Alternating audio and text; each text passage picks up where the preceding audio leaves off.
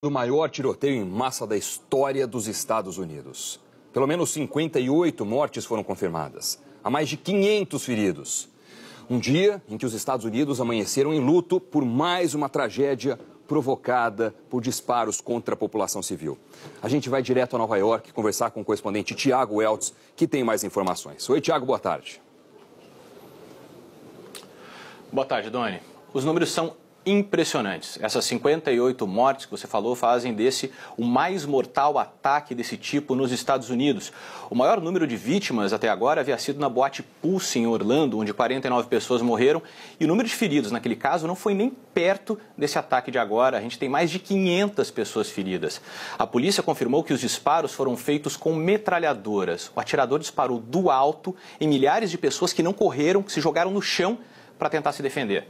O ataque foi durante um festival de música country que acontecia em Las Vegas. Era o último dos 3 dias de festival. Eram 10 horas e 8 minutos da noite do horário de Las Vegas, 2 horas e 8 minutos da manhã no horário de Brasília. O início do show do cantor Jason Aldean. E os disparos começam. As pessoas demoram a entender que são tiros, até que o cantor para a música e corre do palco. Na plateia, o pânico se espalha. Os tiros param por alguns segundos, mas logo depois recomeçam. Sem saber de onde vêm os disparos, as pessoas se jogam no chão.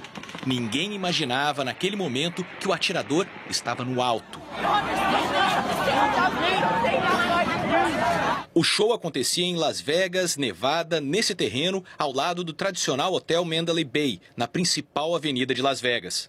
Essa foto do ano passado mostra uma estrutura parecida com a de ontem e dá uma ideia de como a plateia estava ao alcance do atirador.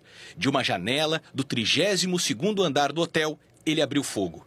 A polícia encontrou o Stephen Paddock, de 64 anos, morto no quarto de onde fez os disparos. Ele tinha 10 armas com ele, pelo menos 8 fuzis ou metralhadoras e 200 pentes de munição que alimentaram as armas do maior ataque desse tipo da história americana. Paddock tinha licença de piloto de avião e era morador de Mesquite, em Nevada. 22 mil pessoas assistiam ao show. Esse homem disse que foram momentos de caos e pânico. As pessoas corriam para todos os lados. Essa mulher contou que tentou se esconder. Eram tiros para todos os lados e muitas pessoas mortas. Foi horrível. A gente continua conversando com o Tiago Weltz para saber agora, Tiago, como andam as investigações, o que já se sabe a respeito do atirador também. Doni, o irmão do atirador deu uma entrevista agora pela manhã a um jornal de Orlando, onde ele mora. Ele disse que está chocado e que não entende o que aconteceu. Ele disse também que o irmão não era ligado a nenhuma religião ou partido político e que nem era um aficionado por armas. O chefe do Departamento de Justiça dos Estados Unidos, Jeff Sessions, se encontrou agora pela manhã com o diretor do FBI e disse que as investigações sobre o ataque estão avançando. Mas ainda há mais dúvidas do que certezas sobre o que motivou o massacre. Stephen Paddock foi localizado pela polícia depois de disparar contra a multidão.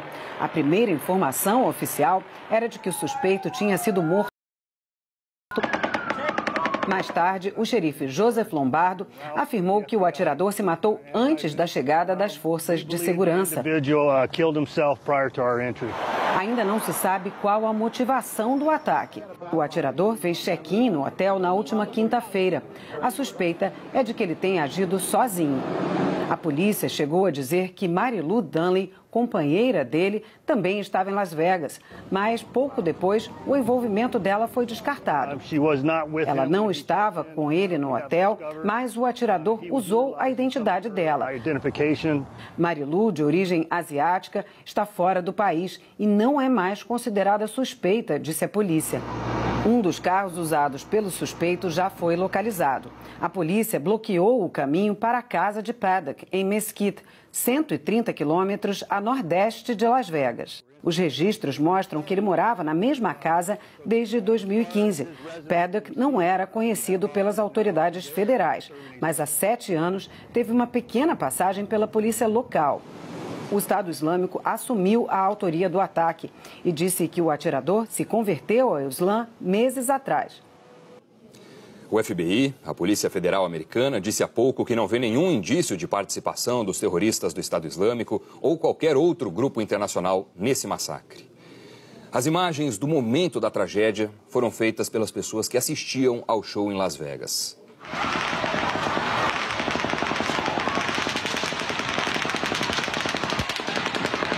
Esse vídeo mostra as pessoas se desesperando e correndo apavoradas enquanto os tiros eram disparados. Muitas se deitaram no chão. A pessoa que gravava o vídeo estava num camarote e pedia para as outras se abaixarem.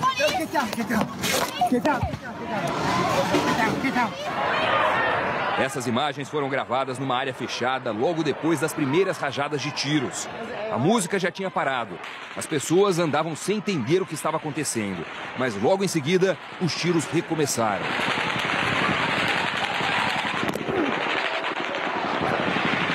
As pessoas se abaixavam perto do balcão e gritavam.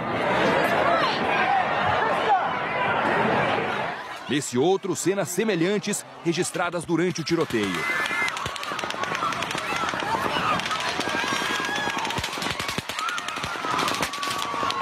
Algumas pessoas se jogaram no chão e se arrastaram de joelhos para se proteger.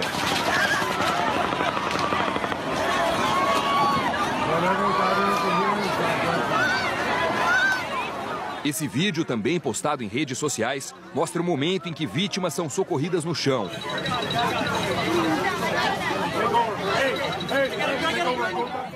Um turista gravou do quarto dele o som dos tiros.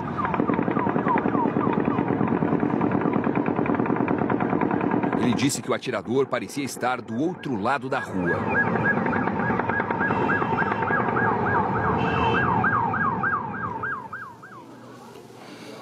O tiroteio começou quando a principal atração do festival, o cantor americano Jason Aldean, se apresentava. Foram 12 segundos até que o cantor percebesse o que estava acontecendo.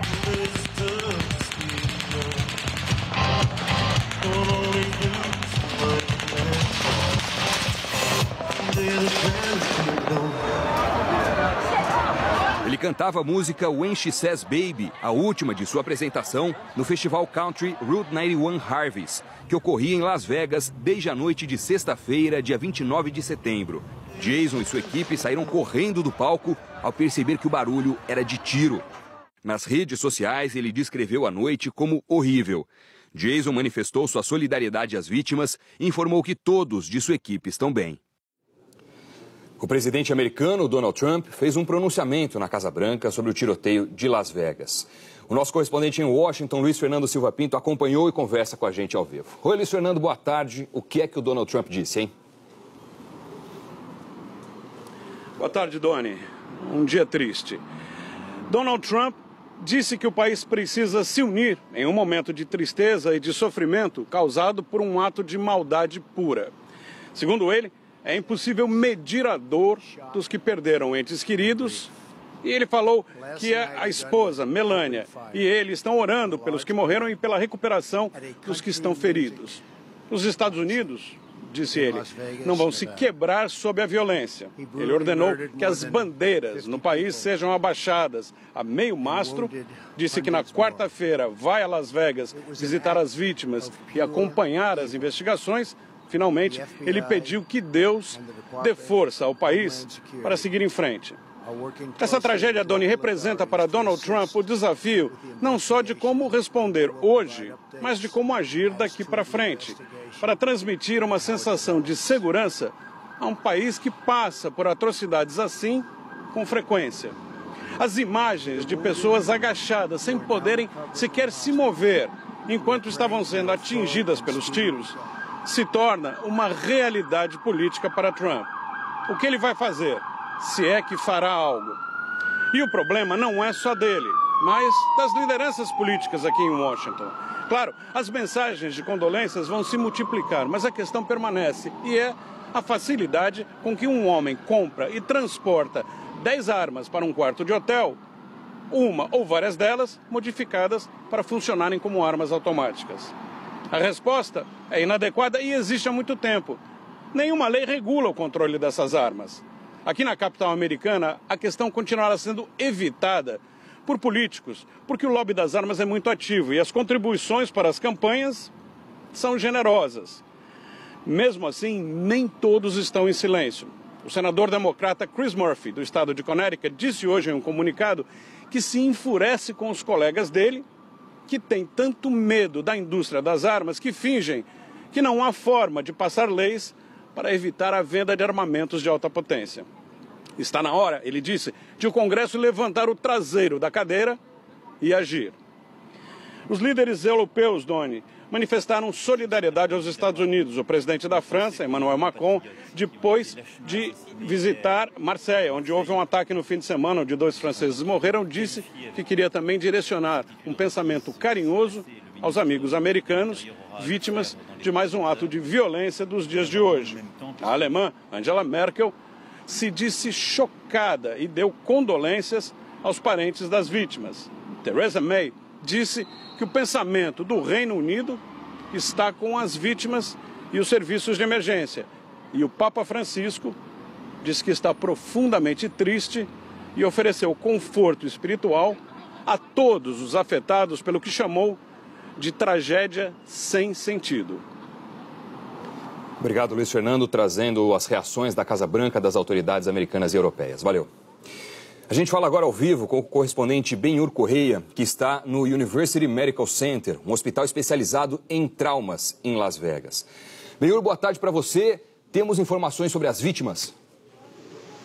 Tudo bom, Doni? Olha, o número atualizado oficial de vítimas subiu para 515. A gente está acompanhando o caso desde as 3 da manhã, horário local aqui de Las Vegas, era 7 da manhã no Brasil, e esse número subiu de 200 para 515 até agora. O hospital informou que 58 pessoas morreram nesse atentado, que é, sem dúvida, o mais sangrento da história dos Estados Unidos, né? A gente está aqui na porta do hospital acompanhando a movimentação e a solidariedade de todos os envolvidos, né?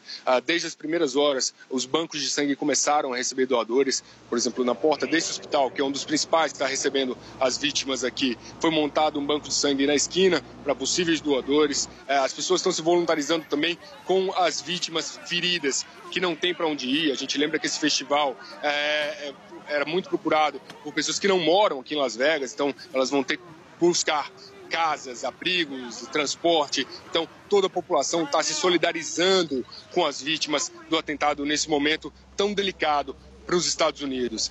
E a gente tem informação de que uma situação estranha ainda está acontecendo ali na área da Las Vegas Boulevard, do lado do Mandalay Bay, no Hotel Luxor, né, aquele hotel famoso que tem um formato de pirâmide. Há pouco tempo atrás, um helicóptero da SWAT começou a sobrevoar a região e todos os hóspedes foram mandados para o porão do hotel, para o abrigo do hotel, né? Evacuaram o hotel inteiro. A gente está apurando para saber mais detalhes dessa operação, se ela tem alguma ligação direta com o atentado desse atirador no Hotel Mandalay Bay, focado no Festival de Country Music que estava acontecendo aqui, estava no 3º dia aqui em Las Vegas. Doni. Tá certo, qualquer novidade pode chamar a gente aqui, Ben-Hur. Obrigado.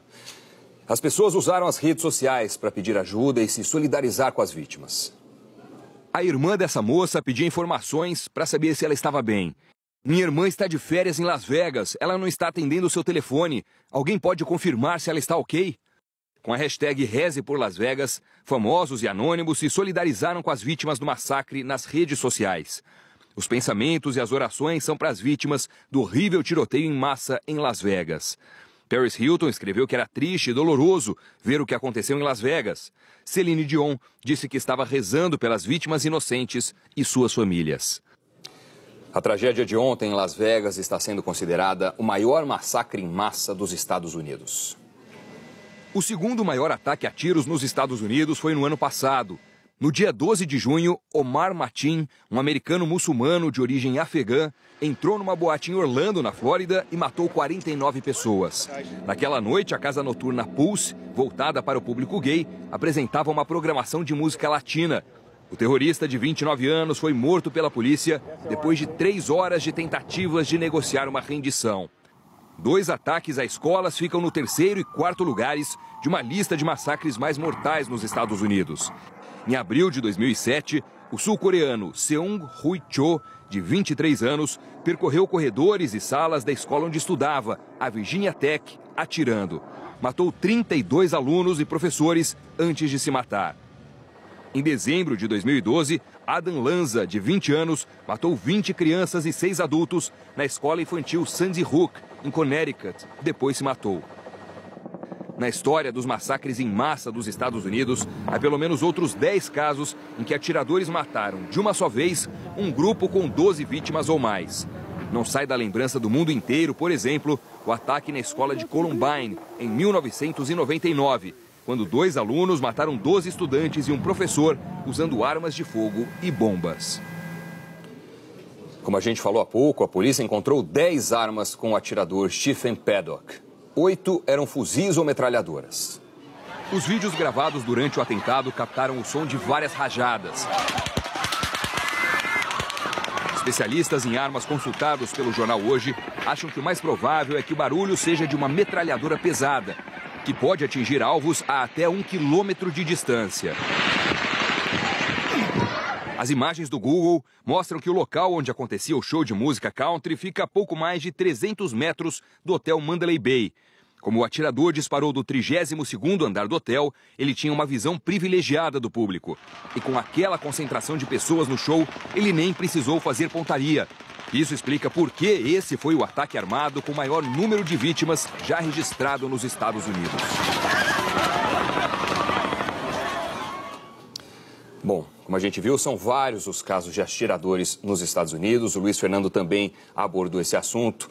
Tudo isso levanta novamente a questão do controle de venda de armas no país. Não é isso, Thiago Weltz?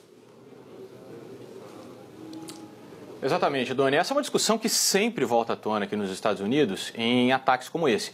Mas aí, depois do momento de comoção pelas mortes, o lobby da indústria das armas, como o Luiz Fernando bem falou, que é muito forte aqui, consegue fazer com que as coisas continuem iguais. A lei varia de estado para estado, mas a compra de armas como as que o atirador usou nesse ataque é muito fácil e permitida em boa parte do país. As pessoas podem, inclusive, andar com essas armas nas ruas. Em várias cidades americanas é possível andar com um fuzil na rua. O direito a ter uma arma é uma das emendas mais antigas da Constituição americana. O ex-presidente Barack Obama bem que tentou, mas todas as propostas de criar leis federais para limitar o porte e aumentar a checagem de antecedentes dos compradores foram barradas pela maioria republicana no Congresso. Em 2011, a deputada republicana Gabrielle Giffords cumprimentava eleitores na cidade de Tucson, no Arizona, quando foi atingida por um atirador na cabeça. 2 anos depois, lançou uma iniciativa pedindo leis para restringir a venda de armas para suspeitos de terrorismo e doentes mentais. Em dezembro de 2014, depois do tiroteio na escola Sandy Hook, em Connecticut, o ex-presidente Obama se emocionou ao pedir para ampliar a verificação de antecedentes criminais e reduzir a venda de fuzis e pentes de munição de grande capacidade. Every time I think about those kids, it gets me mad. O atirador Adam Lanza, que se matou, usou 2 fuzis de alto poder de fogo e farta munição, tudo adquirido de forma legal. No início de 2016, o ex-presidente Obama publicou uma ordem executiva com recomendações para restringir a venda e o porte de armas, mas sem efeito de lei. A discussão voltou à tona depois do tiroteio na Boate Pulse, em Orlando, no ano passado, em que 49 pessoas foram mortas. Desde o início da campanha, o presidente Donald Trump defendeu o livre porte de armas e aceitou o apoio da Associação Nacional do Rifle, maior grupo de defesa das armas nos Estados Unidos.